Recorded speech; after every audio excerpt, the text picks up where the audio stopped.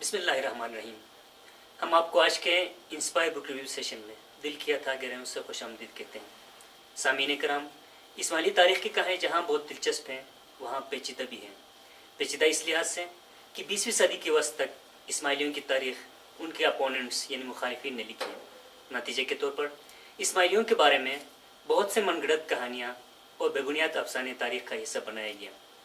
ये सिलसिला 20वीं सदी के वस्त तक जारी रहा। 20वीं सदी के वस्त में बहुत सारे तारीखदानों ने इस्माइली तारीख़ को साइंसी बुनियादों में परखने की कोशिश शुरू की और बहुत सारे रिसर्च बेस किताबें दस्तयाब हुई और ये सिलसिला आज तक जारी है। इस सिलसिले की एक कड़ी के तौर पर आज हम जिस किताब का रिव्यू आपके सामने पेश करने जा रहे हैं, इस किताब के टाइटल हैं इस्माइलीज इन मीडिवल मुस्लिम सोसाइटीज़। इस किताब को पब्लिश की है the institute of Ismaili studies London ने और तरीका बोर्ड फॉर पाकिस्तान ने इस किताब को कुरून वस्ता में मुस्लिम माशरों के इस्माइली के टाइटल से उर्दू में तर्जुमा किया है। ये किताब इस्माइली तारीख़ नवीसी पर बहस करने के साथ साथ कुरून वस्ता के मुस्लिम माशरों में इस्माइलियों के किरदार पर सिरसिल गुफ्तगू करती है। इससे पहले कि हम इस किताब पर बातचीत करें, मैं आज के प्रेजेंटर का तारुफ करता चलूँ। हमारे दरमियान मौजूद है अलवाइज़ा नसरीन साहिबा। नसरीन गुज़श्ता 13 सालों से दर्स व तदरीस के पेशे के साथ मुंसलिक हैं।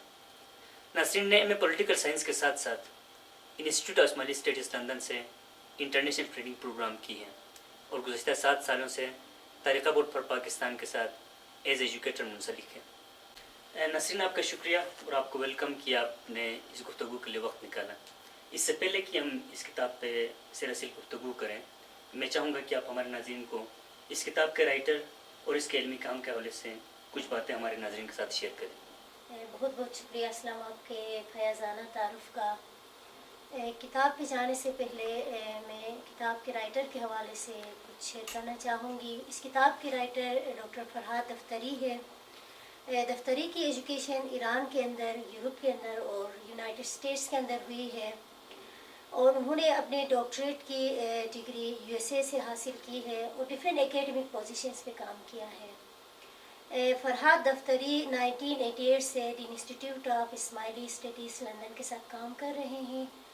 फरहाद दफ्तरी करंटली हेड है department of academic research and publication institute of Ismaili studies London के अंदर।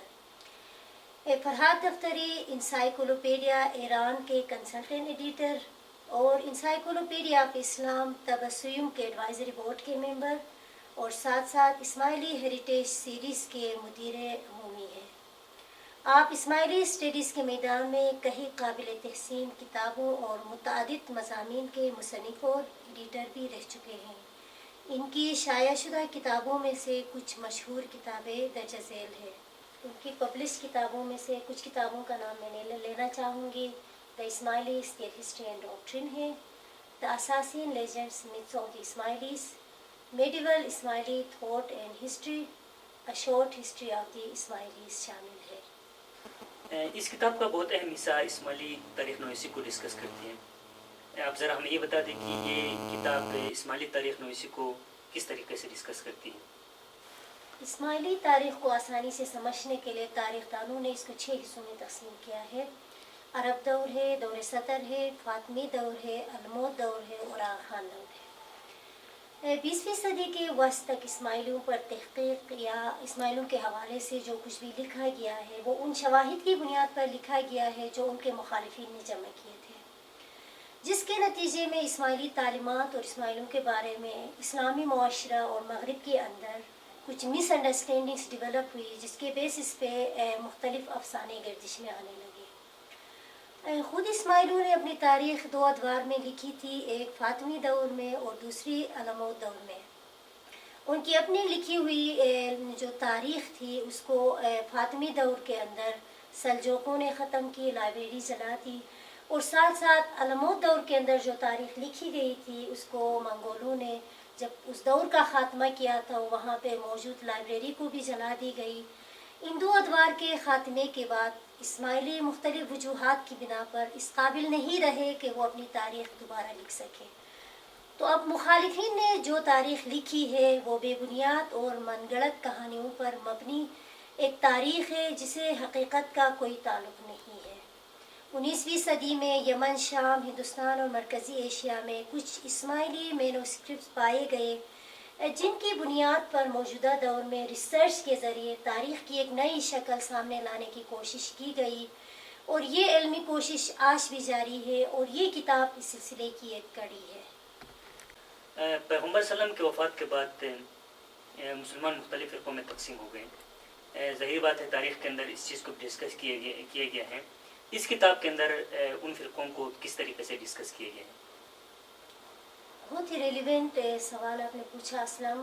اس کتاب کے اندر رائٹر نے ڈسکس کیا ہے کہ رسول صلی اللہ علیہ وسلم کی وفات کے بعد مسلم امت جو ایک تھی وہ ایک نہیں رہی، بلکہ رسول صلی اللہ علیہ وسلم کی وفات کے فوراً بعد امت دو حصوں میں تقسیم ہو گئی، جس کو تاریخ کے اندر سنی اور شیعہ کے نام سے یاد کیا جاتا ہے۔ شیعہ کی جب ہم بات کرتے ہیں تو شیعان علی یا شیعت علی ان لوگوں کو کہا جاتا تھا جنہوں نے مولا علی علیہ السلام کو سپورٹ کیا تھا۔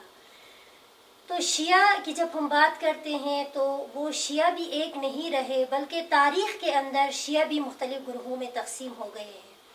رائٹر اس کتاب کے اندر ڈائیورسٹی ان اسلام کے نام سے اس کو انٹروڈکشن میں بہت ہی سیر حاصل گفتگو کرتے ہیں کہ شیعہ اسلام کے اندر مختلف گروہ بنتے گئے۔ ان گروہ کا نام میں لے لوں گی۔ رائٹر پہلے یہ بتاتے ہیں کہ پہلا گروہ خوارج کی شکل میں امام علی علیہ السلام کی آرمی سے جنگ صفین میں الگ ہوا تھا۔ یہ بھی شیعہ کا ایک بہت بڑا گروہ تھا کہ ثانیہ کے نام سے ایک دوسرا گروہ شیعہ فرقے کے اندر بنا۔ کہا جاتا ہے کہ مختار محمد بن حنیفہ امام علی کے غیر فاطمی بیٹے تھے، جنہوں نے امام حسین علیہ السلام کے قتل کے انتقام کے طور پر ایک موومنٹ چلائی تھی جو بعد میں ایک الگ گروہ کی شکل اختیار کر گئی۔ زیدی ایک الگ گروہ بنا ہے، امام باقر علیہ السلام کے بھائی نے امامت کا الگ سے دعویٰ کیا تو وہ ایک گروہ شیعہ گروہ میں سے الگ ہو گیا۔ اثنا عشری ایک گروہ بنا، امام جعفر صادق علیہ السلام کے بیٹے عبداللہ الافتح نے امامت الگ سے دعویٰ کیا، تو اس سلسلے میں ان کے بعد آنے والے ان کے سوتیلے بھائی موسیٰ الکاظم کو اس گروہ نے امام مانا، تو شیعہ اثنا عشری بھی ایک گروہ الگ ہوا اور موسیٰ الکاظم کی نسل سے آنے والے اماموں کو مانتے امام مہدی تک آ کے غیبت کا تصور ان کے پاس موجود ہے۔ اور جو اگلا گروہ تھا اسماعیلی تھا، امام جعفر صادق علیہ السلام کے بیٹے امام اسماعیل کو مانا، اور یہ سلسلہ آج تک امامت کی شکل میں موجود ہے، اور آج پرنس کریم آغا خان کو یہ گروہ اپنا 49واں امام مانتے ہیں۔ اور رائٹر اس کتاب کے اندر مختلف ریلیجس مومنٹ کی بھی بات کرتے ہیں کہ جیسے کہ رائٹر نے معتزلائیت کی بات کی ہے کہ معتزلہ ایک ریلیجس مومنٹ تھا جو ریشنل بیسس پہ ڈسکس کرتے تھے، اور وہ ڈیفینڈرز تھے ہیومن ریشنالٹی کے۔ موسٹلی یہ تھیولوجینس تھے اور ڈفرینٹ تھیولوجیکل کنسرنس کو وہ ریشنل بیسس پہ ڈسکس کیا کرتے تھے، اور یہ موومنٹ بھی بہت دیر تک نہ چلی، اور 10th سینچری کے اندر اشعری ایک اور گروہ نے ایک اور موومنٹ نے اس کو ریپلیس کیا۔ سنی اسلام کے اندر رائٹر یہ کہتے ہیں کہ آل عباسد پیریڈ میں 4 جو فقہی سکول تھے وہ وجود میں آ گئے، جیسے مالکی ہے، شافعی ہے، حنبلی ہے۔ تو یہ سکولز جب وجود میں آئے تو ان کو ماننے والوں کا الگ الگ گروہ بنتا گیا۔ تو رائٹر یہ کہنا چاہتے ہیں کہ رسول صلی اللہ علیہ وسلم کے زمانے میں جو ایک امت تھی وہ ایک نہیں رہی، بلکہ ڈیفرنٹ گروہوں کے اندر تقسیم ہوتی گئی۔ اور اسلام کے اندر رائٹر یہ لکھتے ہیں کہ ڈائیورسٹی اور پلورلزم اس کے مین خصوصیات رہے ہیں، کیونکہ اسلام کے اندر تشریحات کی گنجائش تھی، اس کے پیغام کو سمجھنے کی گنجائش تھی، تو تب لوگوں نے اپنے اپنے انڈرسٹینڈنگ کے حوالے سے تشریحات کی اور ایک الگ الگ گروہ بنتے گئے۔ نسرین، آپ نے اس کتاب کے ریفرنس سے مسلمانوں کے مختلف فرقوں کی بات کی، آپ نے شیعہ فرقوں کی بات کی، اور اس میں سے اسماعیلی جو کہ دوسری بڑی شیعہ کمیونٹی ہے ان کے حوالے سے بات کی۔ جیسے کہ آپ کو معلوم ہے کہ اسماعیلیوں نے حکومت قائم کی تھی مختلف ادوار میں، تو اس کتاب میں اسماعیلیوں کے حکومت کو، فاطمی دور کی حکومت کو یا دوسرے دور کی حکومت کو کس طریقے سے ڈسکس کیا گیا ہے؟ اس کتاب کے اندر فاطمی دور حکومت کو الگ سے ڈسکس کیا گیا ہے، پورا ایک فیز ہے، اس فیز کے اندر ڈفرینٹ چیپٹرز کو ڈسکس کیا گیا ہے۔ رائٹر اس کتاب کے اندر یہ لکھتے ہیں کہ 909 میں شمالی افریقہ کے اندر فاطمی ریاست کی کامیابی اسماعیلی دعوت کی ایک بہت بڑی کامیابی تھی، کیونکہ مختلف جزیروں کے اندر اسماعیلی داعی کام کیا کرتے تھے۔ ان کی کامیابی اس وقت سامنے آئی جب شمالی افریقہ کے اندر فاطمی ریاست کا قیام عمل میں آتا ہے۔ جب یہ ریاست قائم ہوتی ہے تو امام مہدی علیہ السلام کو خلیفہ بنایا جاتا ہے اور مساجد کے اندر امام کے نام کا خطبہ پڑھا جاتا ہے۔ رائٹر اس کتاب کے اندر کہتے ہیں کہ یہ پوری شیعہ کمیونٹی کے لیے ایک پریویلیج تھا، کیونکہ حضرت علی علیہ السلام کے بعد کسی علوی کو اس طرح ریاست سنبھالنے کا موقع نہیں ملا تھا۔ تو اب اسماعیلیوں کی بھی ایک الگ پہچان ابھر کر سامنے آئی تھی اسلام کے دوسرے گروہوں کے ساتھ، ان کو بھی اپنی ڈسٹنکٹ آئیڈینٹی کو پریزنٹ کرنے کا موقع ملا تھا اور ریاست کی سرپرستی امام علیہ السلام کرتے تھے۔ تو رائٹر فردر اس ریاست کی کامیابی کی یا اس کی خوشحالی کی بات کرتے ہیں تو رائٹر لکھتے ہیں کہ یہ ایک بہت بڑے خوشحال اور کامیاب ریاست تھی۔ تاریخ کے اندر اس کو گولڈن پیریڈ کے نام سے یاد کیا جاتا ہے۔ اس ریاست کے اندر زندگی کے مختلف شعبوں کے اندر بڑی ڈیولپمنٹ ہوئی تھی، ترقی ہوئی تھی۔ جیسے ہم تعلیم کی بات کریں تو اچھے اچھے تعلیمی ادارے بنائے گئے، جیسے دارالعلم کے نام سے، الازہر کے نام سے۔ وہاں پہ دنیاوی علوم کے ساتھ ساتھ اس دور کے مروج دینی اور دنیاوی دونوں علوم پڑھائے جاتے تھے۔ علم سے شغف رکھنے والے لوگ ان اداروں سے فائدہ حاصل کرتے تھے۔ اور اس کے ساتھ ساتھ رائٹر یہ بھی لکھتے ہیں کہ مجالس ہوا کرتی تھی، کامن ماسس کے لیے ہوا کرتی تھی، خواتین کے لیے الگ مجالس ہوا کرتی تھی، اور الحکمہ کے نام سے الگ مجالس ان لوگوں کے لیے ہوا کرتی تھی جو اسماعیلی تھے، حکمت کی تعلیم دی جاتی تھی۔ رائٹر فردر ڈسکس کرتے ہوئے کہتے ہیں کہ بہت زیادہ ڈائیورسٹی اینڈ پلورلزم کو پروموٹ کیا جاتا تھا، مذہبی آزادی تھی، مذہب پہ لوگ اپنے اپنے وے میں عمل کیا کرتے تھے، اور اسماعیلی فقہ کے اندر پیش رفت ہوئی۔ دعائم الاسلام اسماعیلی جورسپروڈنس جس کو دائی قاضی نعمان نے لکھی ہے، اس کو یعنی کمپائل کیا گیا، اور اس فقہ کے اوپر مسجد کے اندر پبلک لیکچر ہوا کرتے تھے، اور لوگوں کے جو ڈیلی لائف کے کنسرن قوانین تھے وہ سمجھانے کی کوشش کی جاتی تھی۔ تو فاطمی ریاست کی جب ہم بات کرتے ہیں تو 909 سے لے کر 1094 تک یہ نظاری اسماعیلیوں کے ہاتھ میں رہی، کیونکہ فاطمی دور اپنے اختتام کی طرف جا رہی تھی۔ تو امام مستنصر باللہ علیہ السلام کے یعنی دو بیٹے تھے، امام نزار علیہ السلام کو امامت نصب کی گئی تھی، لیکن ان کے دوسرے بیٹے مستعلوی نے بھی امامت کا دعویٰ کیا، تو یہ اسماعیلی فرقہ دو گروہوں میں تقسیم ہوا۔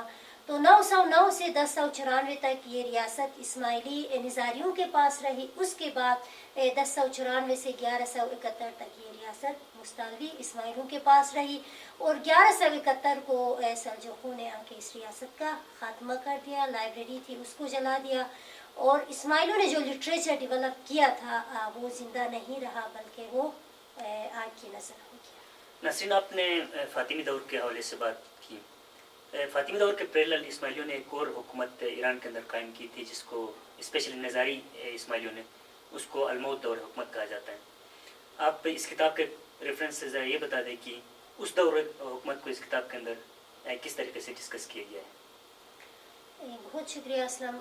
اس کتاب کے اندر نظاری دور کو الگ سے ڈسکس کیا گیا ہے۔ رائٹر یہ لکھتے ہیں کہ اس دور کو لیڈ کرنے والے یا اس دور کا قیام عمل میں لانے والے اسماعیلی داعی تھے، جس کو حسن صبا کے نام سے یاد کیا جاتا ہے۔ رائٹر یہ لکھتے ہیں کہ حسن صبا ایک صاحب بصیرت اور دانشمند اور ویژنری داعی تھے۔ اصفہان کے اندر دعوت کے کام پہ معمور ہوتے ہیں، اور فردر اپنی ایجوکیشن کو انہانس کرنے کے لیے، بڑھانے کے لیے مصر چلے جاتے ہیں۔ جب وہ مصر کے اندر جاتے ہیں، فاطمی دور کے اندر دیکھتے ہیں کہ وہاں پہ مختلف بحرانوں کا شکار ہوتا ہوا، یعنی وہ اسٹیٹ اس کو نظر آتی ہے۔ یعنی مصر اس زمانے میں فاطمی دور کا مرکز ہوا کرتا تھا۔ بالکل آپ نے صحیح کہا، وہاں پہ سیاسی، اقتصادی اور عسکری طور پہ ڈفرینٹ بحرانوں کا شکار ہوتا ہوا وہ اسٹیٹ نظر آتا ہے۔ تو حسن صبا جان چکے تھے کہ یہ ریاست اب بہت دیر تک نہیں چلے گی، اور اس ریاست کا سپورٹ ایران کے اندر اسماعیلیوں کو بھی نہیں ہونے والا ہے۔ تو وہ یہ جانچنے کے بعد مصر سے نکل جاتے ہیں، اور ایکسٹینسو جرنی پہ نکلتے ہیں، اور وہ ایک محفوظ جگہ کی تلاش میں نکلتے ہیں کہ جہاں وہ دوبارہ سے اسماعیلیوں کے لیے اسٹیٹ قائم کرے اور اسماعیلیوں کے لیے تحفظ وہاں پہ مل جائے۔ یوں وہ مصر سے نکل جاتے ہیں ایران کی طرف، اور ایران میں جانے کے بعد مختلف جگہوں پر قلعوں پر قبضہ کر لیتے ہیں۔ یوں ہوتے ہوتے وہ ایران کے قلعے تک پہنچ جاتے ہیں۔ ایران کا قلعہ کوہ دیلم میں، یعنی مرکزی کوہ البرز کے اوپر ایک چٹان پہ ایک قلعہ واقع ہوتا ہے، اور اپنے مشن کے لیے وہ قلعہ بڑا اہم اس کو نظر آتا ہے۔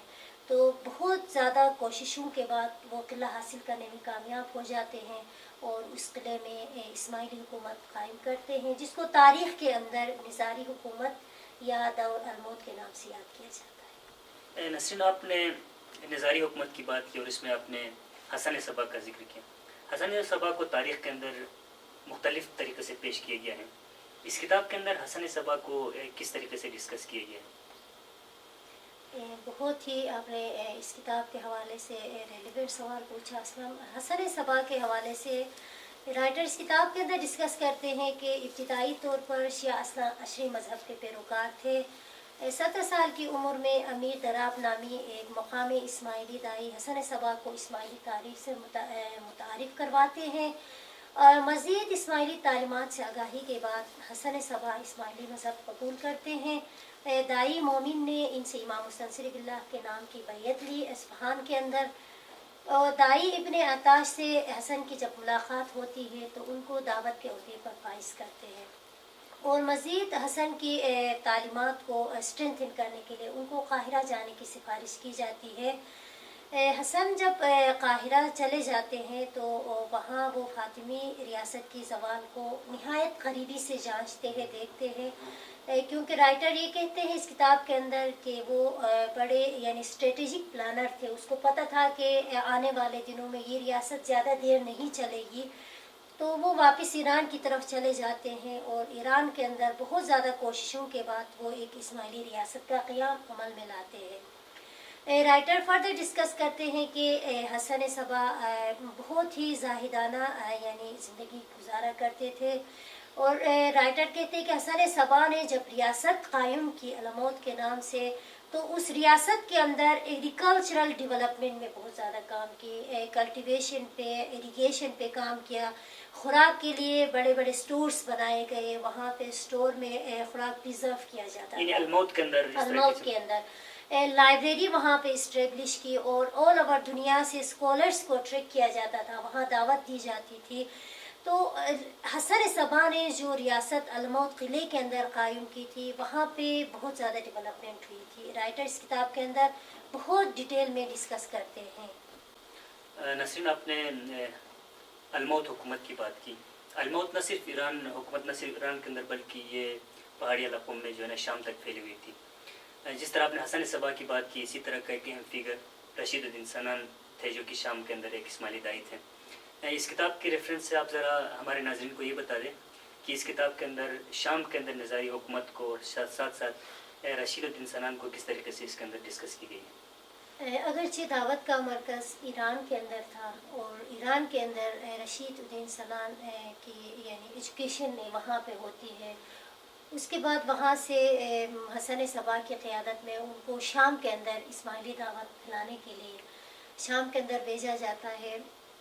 یہ وہ دور تھا، رائٹر لکھتے ہیں کہ اس وقت وہاں کروسیڈرز بھی آ چکے ہوتے ہیں، اور شام کے اندر ایک یعنی ڈائیورسٹی ہوتی ہے، ایک فریگمنٹیشن ہوتی ہے۔ رائٹر کہتا ہے کہ وہ فریگمنٹیشن اسماعیلی دعوت کو پھیلنے میں بڑا کارگر ثابت ہوتا ہے۔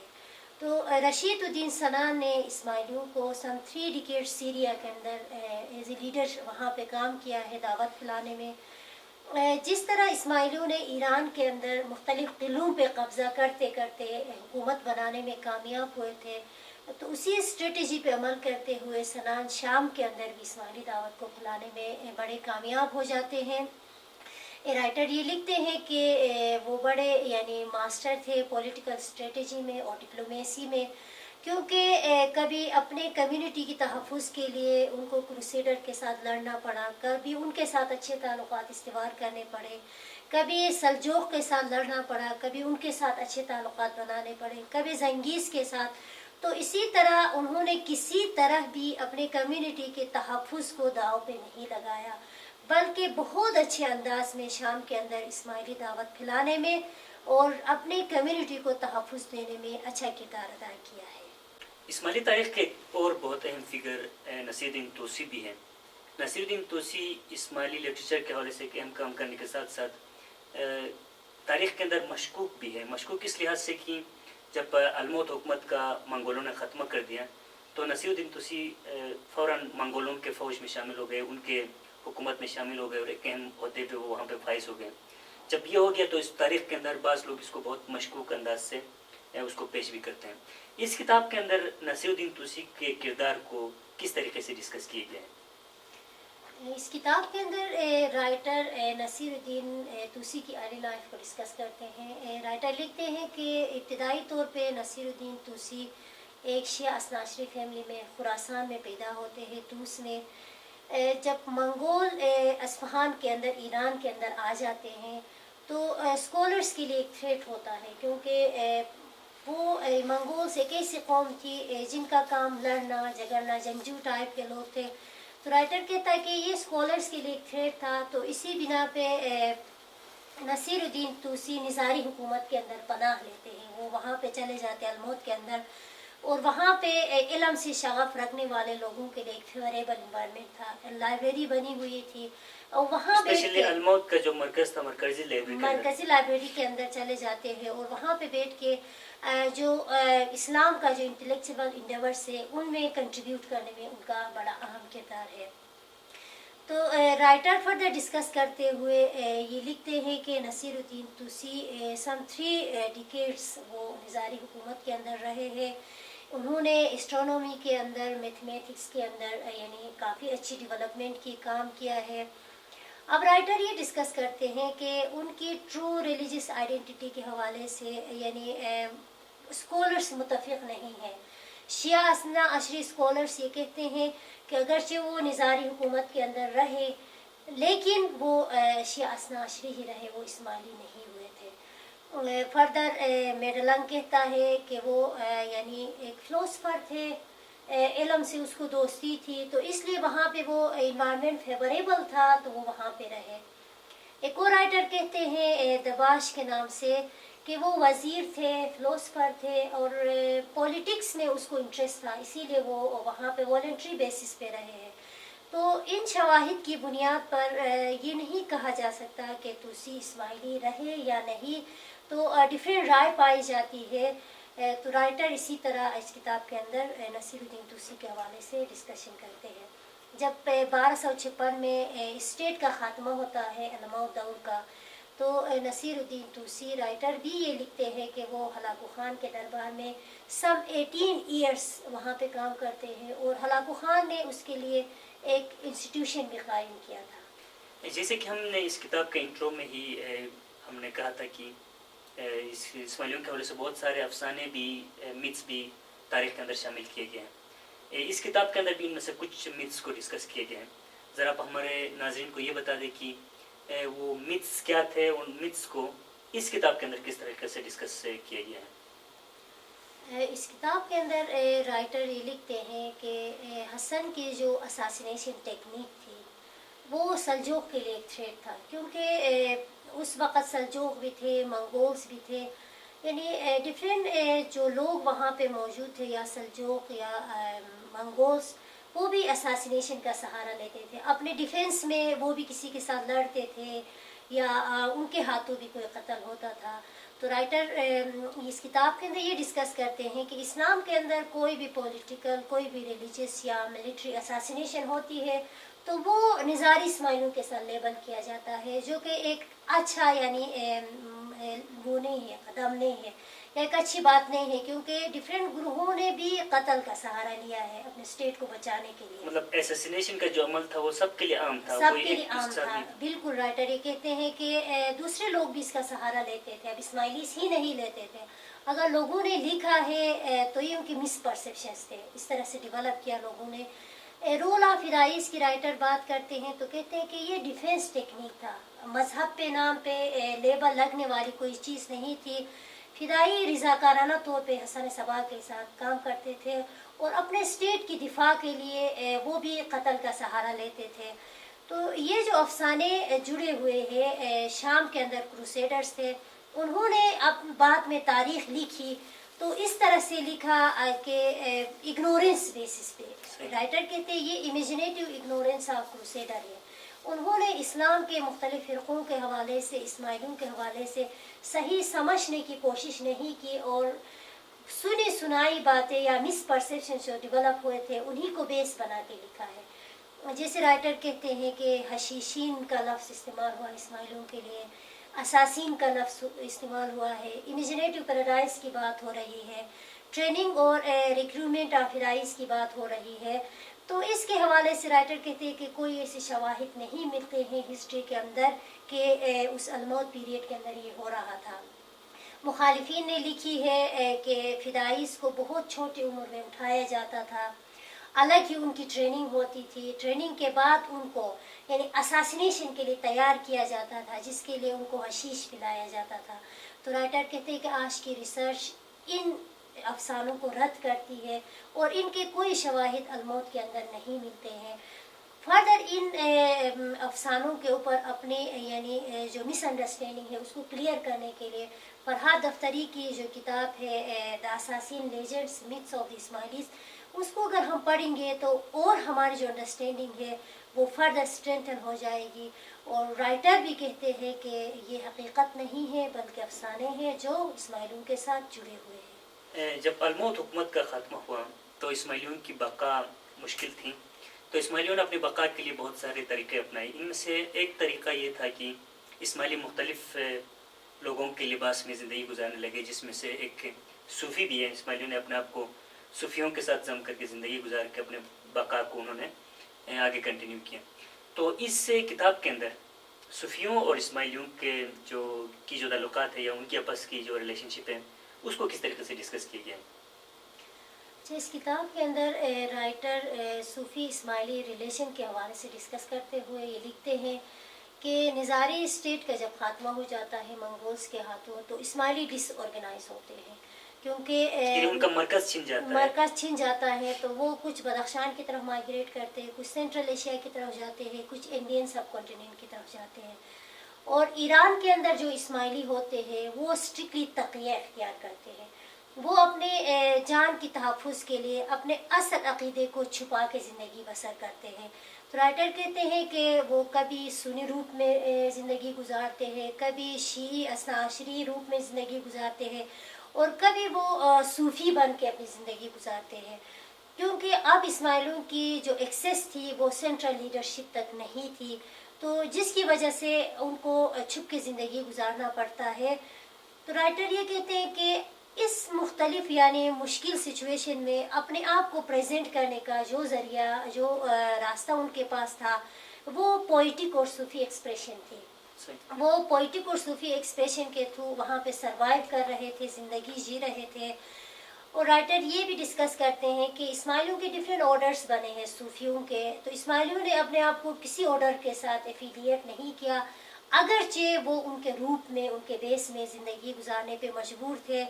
राइटर ये कहता है कि सूफ़ी और इस्माइलियों के कुछ कॉमन एलिमेंट्स हैं, जैसे बातिनी तशरीह है, तावील है, उनके बेसिस पे उनके कुछ एलिमेंट्स कॉमन मुश्तरक नज़र आते हैं। राइटर ये भी डिस्कस करते हैं कि 15th सेंचुरी के बिगिनिंग तक यानी एक्सटर्नली भी ज़ाहिरी तौर पे भी उन्होंने सूफ़ी लुबादा ओढ़ लिया था, सूफ़ी बेस में वो ज़िंदगी गुजारने लगे थे। इमाम को पीर और मुर्शिद के नामों से याद किया जाने लगा। तो राइटर ये कहते हैं कि ये जो कॉमन एलिमेंट सूफियों के साथ इस्माइलियों के मिलते हैं तो ये उनको ज़िंदगी जीने का एक सहारा था, एक रास्ता था, उसी बेस पे वो वहाँ पे ज़िंदगी गुजारते थे। तो इस्माइलियों के अंदर आज भी हम अगर देखते हैं तो पीर मुर्शिद के यानी जो टर्मिनोलॉजीज इस्तेमाल हो रहे हैं ये उसी दौर की पैदावार है। इस किताब के कॉन्टेक्स्ट में आपने मुख्तलिफ इस्माइली अदवार को डिस्कस किया। आप ज़रा ये बता दें क्या इस किताब के अंदर मौजूदा दौर के इस्माइलियों के हवाले से भी कोई डिस्कशन मौजूद है? بالکل رائٹر نے اس کتاب کے اندر اسماعیلیوں کی موجودہ صورتحال کو بھی ڈسکس کیا ہے. رائٹر یہ کہ لکھتے ہیں کہ پوری دنیا کے اندر سیکنڈ لارج مسلم کمیونٹی ہے اسماعیلیز, اور پوری ہسٹری کے اندر ڈاکٹرن آف امامت ان کی ٹیچنگ کا سینٹرل ایلیمنٹ رہا ہے. اور رائٹر یہ بھی ڈسکس کرتے ہیں کہ آج ہم دیکھتے ہیں تو مور دین 25 کنٹریز کے اندر اراؤنڈ دی گلوب اسماعیلی زندگی گزارتے ہیں. اگرچہ مائنورٹی میں ہیں لیکن ڈفرینٹ کنٹریز کے اندر ان کی پریزنس آج بھی موجود ہے. اگر ڈفرینٹ کنٹریز کے اندر موجود ہے تو ان کی ٹریڈیشن بھی ڈفرینٹ ہے. آج اسماعیلی ڈفرینٹ ملٹیپل ٹریڈیشنز کے ساتھ ڈفرینٹ کنٹریز کے اندر زندگی گزار رہے ہیں. رائٹر یہ بھی لکھتے ہیں کہ ان کے پاس اداروں کا جال بچھا ہوا ہے, جو ان کی دینی دنیاوی دونوں ترقی کے لیے مختلف ادارے کام کر رہے ہیں, اور ان اداروں کو اسٹیبلش کیا ہے ان کے لاسٹ 2 امامس, امام سلطان محمد شاہ اور پرنس کریم آغا خان نے. رائٹر یہ بھی ڈسکس کرتے ہیں کہ یہ ایک ایجوکیٹڈ اور پروسپیریس مسلم کمیونٹی ہے, اور ہز ہائنس دی آغا خان کو اپنا 49واں امام اور اسپریچول لیڈر تسلیم کرتے ہیں. ناظرین, یہاں ہم اس ڈسکشن کو اختتام کی طرف لے کے جاتے ہیں. اگر آپ اس کتاب کے حوالے سے مزید پڑھنا چاہتے ہیں تو یہ کتاب اردو اور انگلش دونوں ورژن میں طریقہ بورڈ کے پبلیکیشن میں موجود ہے. اگر آپ اس سیشن کے حوالے سے اپنا کوئی فیڈ بیک یا کومنٹ دینا چاہتے ہیں تو نیچے کومنٹ باکس پہ آپ اپنے کومنٹ لکھ سکتے ہیں, کوئی سوال پوچھ سکتے ہیں. انشاءاللہ پھر اس طرح کے انٹرسٹنگ بک ریویو کے ساتھ آپ کی خدمت میں حاضر ہوں گے. شکریہ.